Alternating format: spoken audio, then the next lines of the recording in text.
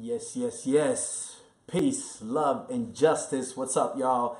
It's your boy Tem Blessed, the General for Peace, coming at you once again with this week's Love Report and giving you a one love salute.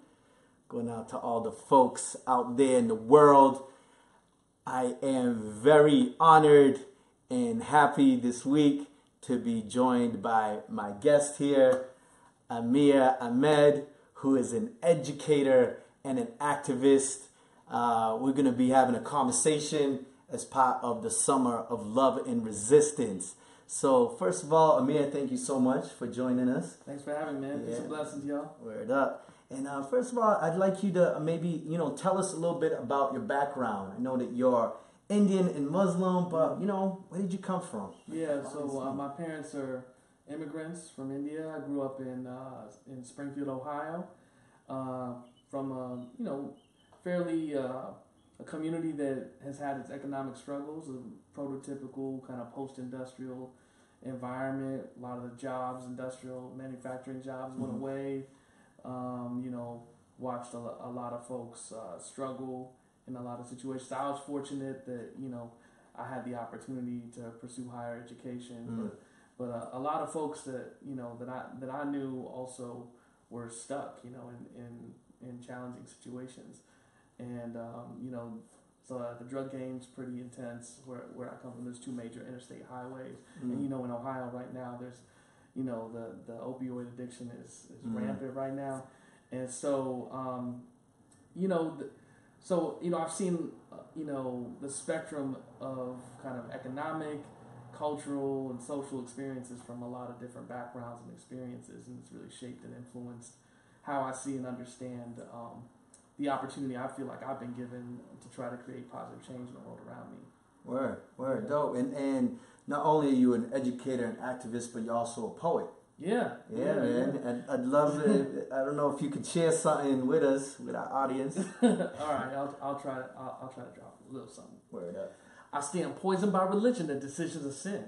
As television spins the lies of white men, I see no friends. As the media sends the myth of the truth to fear my brown skin. So let me begin with my fallen kin. When the panic of the frantic killed Americans, now eyes of despise are surrounding the lies. As bombs terminate the end of human lives with the husbands and wives of suburban lives. Lock all the doors and remain terrorized, so I must comply to the FBI. I'm a suspect who's subject to my ethnic ties. Though American born, my heart remains torn to my people who are equal all around the world. Because the hordes of war are beating the drum, hidden in the sins and lies for freedom. So stand up, son, because we have no time. An eye for an eye makes the world go blind. Word up. Oh, dope, man. Fresh, man. Thank you so much for sharing that, because, for me as a fellow poet, I know the power of words. I know the power of music, and to be able to reach folks on a whole other level. Well, that's how I became an activist, really. Was really through the hip-hop activist world, and, really seeing the power of the arts, and especially urban arts, as a way of bringing people together, and just seeing people all over the world being able to relate and connect through hip-hop culture. And so for me, I was like, wow, what a powerful way to be able to help people understand each other's struggles, to be able to try to empower one another, to challenge one another, to try to create positive and social change in culture. Oh yeah, no doubt, man. And I think about the play Hamilton that has been getting rave reviews and touched a lot of people. I know for me as a hip hop artist, I travel a lot, different places, and some people be like, "Oh, hip hop," and now they're referring Hamilton as opposed to a dance or something that some people will just different times throughout hip hop's kind of lifespan, different people will associate it, whether it's graph or graffiti or writing or b-boying or MCing or DJing. For a while there was just like DJing, it was hip hop, but now it's Hamilton, and most recently Hamilton dropped a mixtape. So did you get a chance to see that video? I did, and I saw my homie Kanan up on there. I have a long old history with Soul Guy and his manager, and used to live in Minnesota, was doing work with Somali youth and Native youth out there, using hip hop as a way of engaging those communities.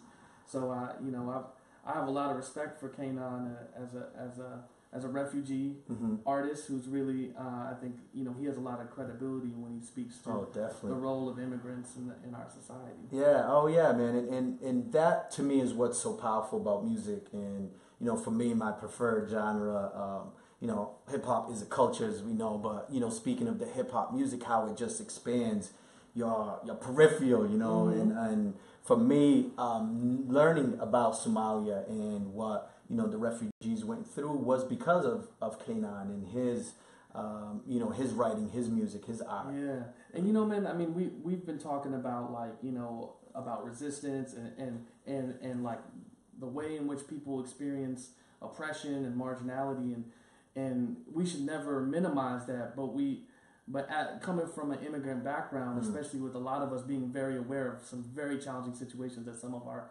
families come from, including my own, it's like, you see that there are situations that we can't even imagine. You know what I mean? And Kanan is a great example of a person who was like, yo, we didn't have a government.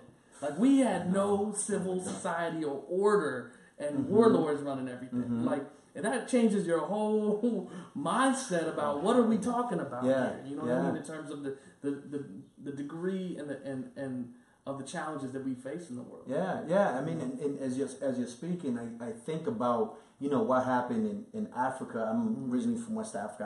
I'm an immigrant myself also, and what happened when we got rid of the colonizers. How some people took it upon themselves to break down the bridges and destroy the bridges, or destroy buildings, or destroy infrastructure, and then we're like, oh, we're kind of shooting ourselves in the foot now, because those things, like, we kind of need. We don't need to rebuild them. And so, I think about United States and where we're at now, and the fact that some of the skills that you have and some of your purpose, in the sense of, like, some people out there, they're so angry, they're so upset, they're like, let's just destroy. It's completely understandable. Right. Yeah. But yeah, a lot of us have seen other situations, and my father coming from a rural village in rural India, in a time in which Muslims were severely oppressed and in India, and didn't have access to education, and got a rare scholarship which gave him the opportunity to get over here. And, so there's a sense of responsibility, when you go back and you see people in conditions that are very difficult to wrap your head around. You understand that a lot of those things are the result of colonialism, right? And so you start to realize, oh, this struggle is global.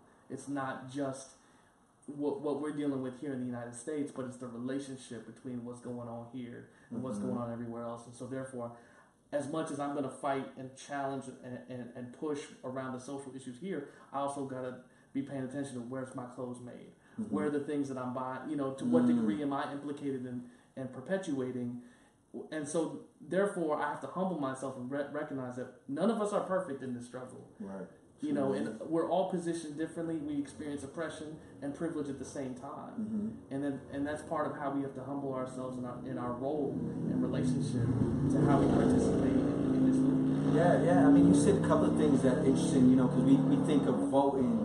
For a lot of us, voting is just that, once every 4 years. Right. And then we realize, like, hey, the Congress matters too. In the Senate, we got to vote for those folks. Not to mention the local politics, and not to mention what you were saying, like, what are you buying? Like, we vote every day with our dollar, with what we're buying, with what we're listening to, with what we choose to share to our community, to our friends, not only just to help things go viral. And so for me, speaking about the responsibility, our responsibility as folks who are aware and have a certain level of consciousness, and know, like, yeah, we're privileged, for us too as males, to be, advocates, to be allies, to be, a voice that isn't necessarily the voice of those that are being, most vulnerable or targeted, or the underdogs, to say, like, hey, I'm standing with them as someone from a whole other side of the spectrum, but I see their struggle in their fight. And what I've also come to is that I can't expect other people to do their work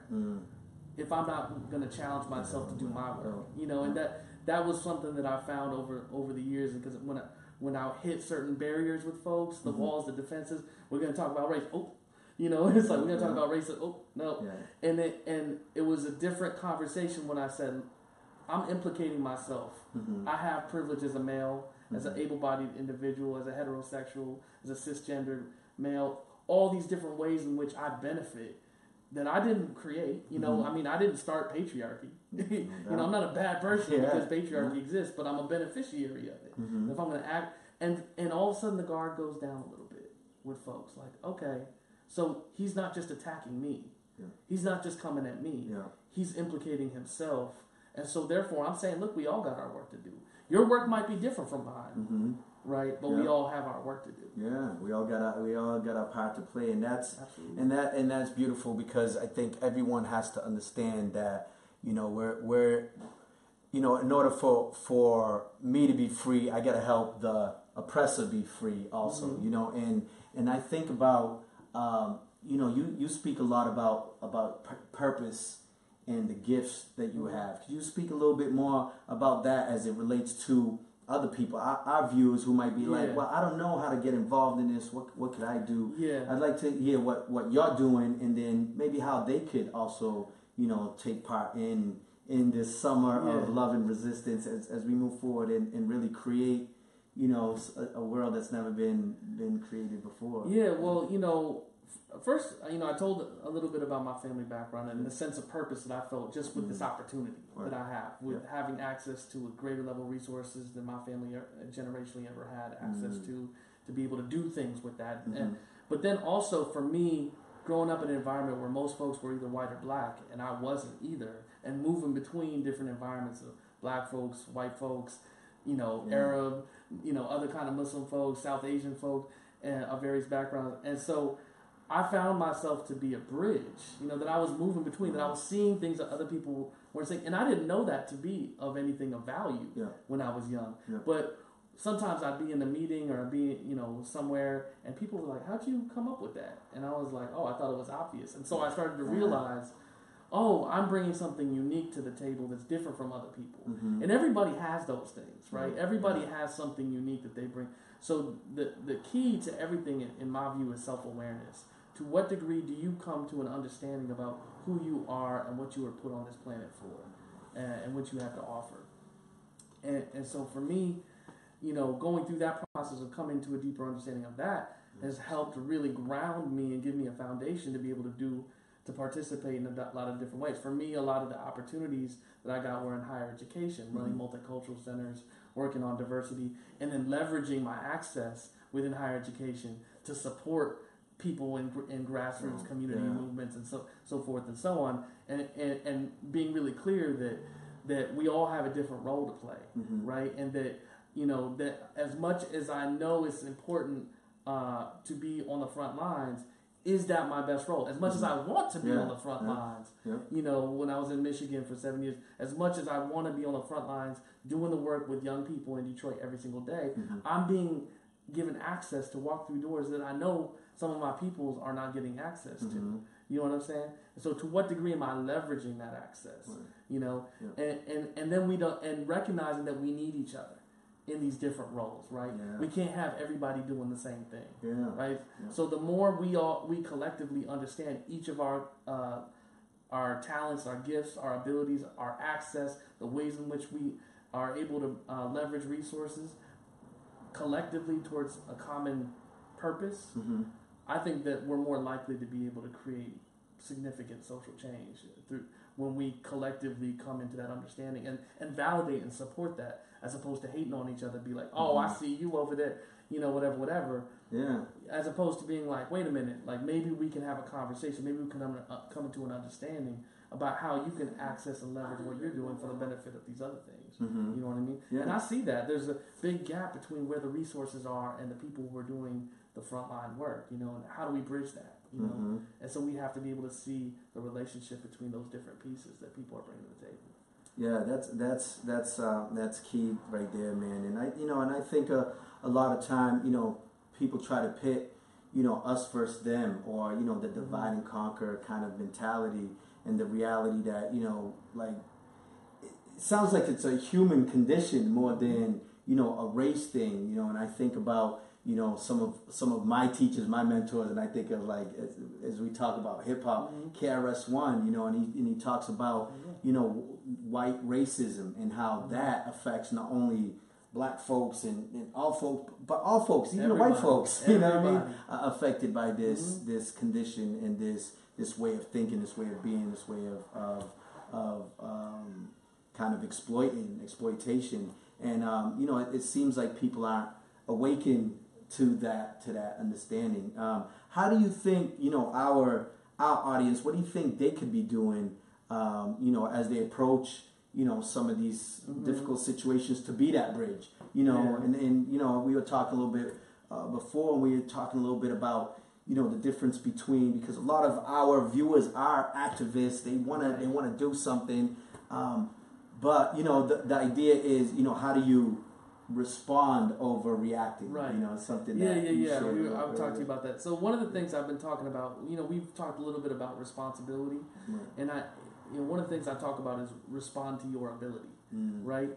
So sometimes these issues are so big, right, and it can feel really overwhelming, right? But I start from what is my sphere of influence? What are the ability that what ability do I have to influence and impact the world around me that are realistic, that I can actually impact? Because when we try to take the whole thing, it feels like too much, right? And that's part of why we have to have a sense of kind of collective movement building, supporting one another, and so that we can kind of collectively bring enhance our spheres of influences so we can impact that much more.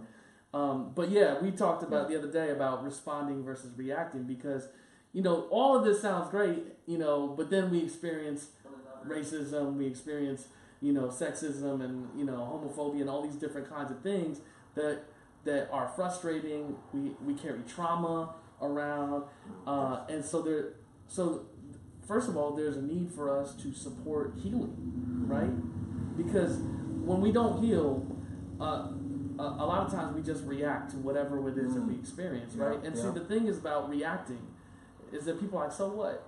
The thing about reacting is that you're giving your power away. And we don't always think about it that way. But when somebody has the power to mess up my mood, to mess up with my, because, you know, man, I was just hanging out with my homie Tim. We were good, and then all of a sudden somebody came in, and now my mood's all messed up.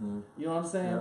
And it's like, now I'm giving that person that power over me in that situation. I'm not saying that's easy, but responding versus reacting requires critical reflection. Requires us to have to actually try to align with who we believe ourselves to be at our highest and best, and then discern an action that's going to be in alignment with who I believe I am. And so I'm not letting that person dictate how I'm going to respond to the situation. I'm able to go through the reflective process, and this can happen like that. You know what I mean? It's a practice. You know, for some people it's spirituality. Some people, you know, people have their different ways of being able to come into a place of centering themselves and being able to align with who they say and believe that they are. They were put here on this planet to be. But I think it has a very different impact on everything around us when we're responding versus reacting. Nice. And for us at the Love Army, we've been doing this Love Army Challenge. So shout out to everybody out there who's been actively doing it. So for the past 20 days, you know, we asked folks to do 20 minutes of activity around kind of activities to ground yourself, right? Whether it's physically grounding yourself, walking, you know, hiking, biking, playing sport, or, you know, mentally, whether it's, you know, being creative. We need that release. So, and then also spiritually or emotionally around meditating, praying, you know, just immersing yourself in nature. I'm carrying all this stuff around. I'm curious your practice, man. What do you do? What's man? You know, there's a lot of reflection, a lot of you know, different ways of getting at that meditation, prayer. You know, as a Muslim, you know, Ramadan just ended. You know, fasting. All these different kinds of ways of being able to center and also and with that come into a space of gratitude. You know, and recognize that, you know, I'm not guaranteed the things that I've been given in my life. You know, those are things that come from, you know, you can believe in a creator or we talk about the universe. The universe is providing, karma, whatever it is. They call it the source. But like to me, that starts from coming from a centered place of intentional action. That we're aligned with who we say and believe we are, and our actions emerging from that space, from that place, coming from a space of intentionality in what we're doing, and that's a big part of the Islamic tradition is that intention to your action, and that it's like a drop of water in the ripple effect. What's your ripple going to be? Is it going to be from a place of intentional action where you've purified your spirit to make that ripple pure, or is it going to be poison? Because if your spirit is poison, that action is going to be poison. And that's part of what's been happening is that in the name of activism and in the name of the cause, we treat each other like crap. And the thing is that whatever we're going to create, it's gonna look like how we treat each other. You know what I'm saying? If we treat each other like crap, what we create is going to look like crap. If we learn how to be with one another, how to build community, how to model what it is that we're talking about, we're going to be able to expand that ripple and make that a little bit bigger, a little bit bigger, a little bit bigger. And that's what Dr. King talked about with creating beloved community and so forth. What is the world? We talked about it. It's like none of us have ever seen what we're trying to create. We don't know what it looks like. And from my experience, it just seems like if we don't try to find ways to model what we're talking about, because violent revolutions tend to be worse than the people before, right? And so a love revolution to me is about modeling that way of being with one another, because when we create the change over time, that's what we're starting to replicate that and starting to see more of that in how we are with one another. And there's a power to that when we come together and we have that level of trust, and because we've built those relationships with one another, that we can start to expand that circle wider and wider. Right. Well, thank you, man. Thank you so much for being here and sharing your your knowledge, wisdom, understanding. And it reminds me a lot of what you're saying. Some of the stuff that Van speaks about, who is obviously our teammate, our comrade, brother in the struggle. But he just had a teaching just the other day. Those of you who missed it was on Tuesday, part of the Summer of Love and Resistance. We were going to be having weekly teachings, and so he was joined by the co-founder of the Black Lives Matter, which is Alicia Garza of BLM, and we also had Valerie Core of the Revolutionary Love Project, and we're having them weekly. We're going to have one next week. Van always talks about, and a lot of folks are coming into this awareness even more now with this idea of not becoming that which we are fighting. It's more important than ever because the polarization is so intense right now, and I understand people's desire, the being pulled into it in the sense. And I'm not gonna sit here and act like there aren't times where I'm whatever, but I talked about just being from Ohio and. Because now, we're in the Northeast United States right now, and I've met a lot of people who are like, oh, Ohio, that's, Trump. And it's like, or they're like, oh, it must have been so racist. And I'm like, well, yes and no. You know what I mean? It's more complicated. We're in Massachusetts, it's like, you acting like it's not So it's more complicated than that, right? And so just breaking us all up into red and blue states, it's just so oversimplified compared to what the reality of human beings what are the real lives and the struggles. The messiness of the truth, a little plug for my man Van. Hey Van, and speaking of Van, next week's teaching, we're going to be talking about the American dream versus the American reality, right? So just go to LoveArmy.org. You can listen and watch this week's Tuesday's teaching, which was super powerful. Give a lot of great insight, and then we have one coming up next week. Next week's actually going to be at this time slot, Thursday 7:30. So tune in. Please help share, help have those difficult conversations with your family. That sphere of influence.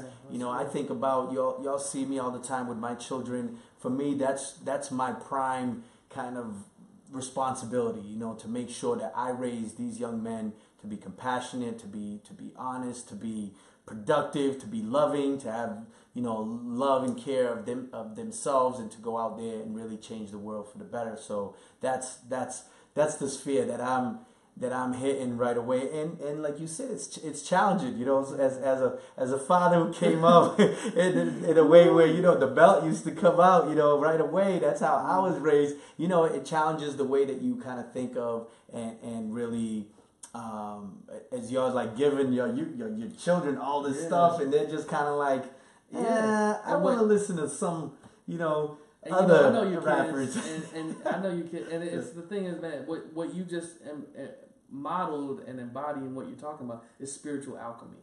Is a transformation, because we don't have. I mean, the trauma that's passed down, we don't have to replicate it, but we have to heal. Yeah. You know, in order to be able to interrupt that process and to be able to transform that energy into love, into something beautiful that we can pass on.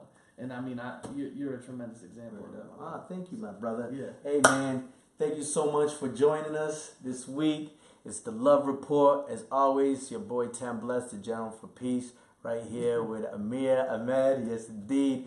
Check out the links underneath. There's going to be links to how you can follow Amer and what are the all of the amazing work that he's doing, and also all of the things that we talked about in this episode. So, as always, we always do a little one love salute to the people.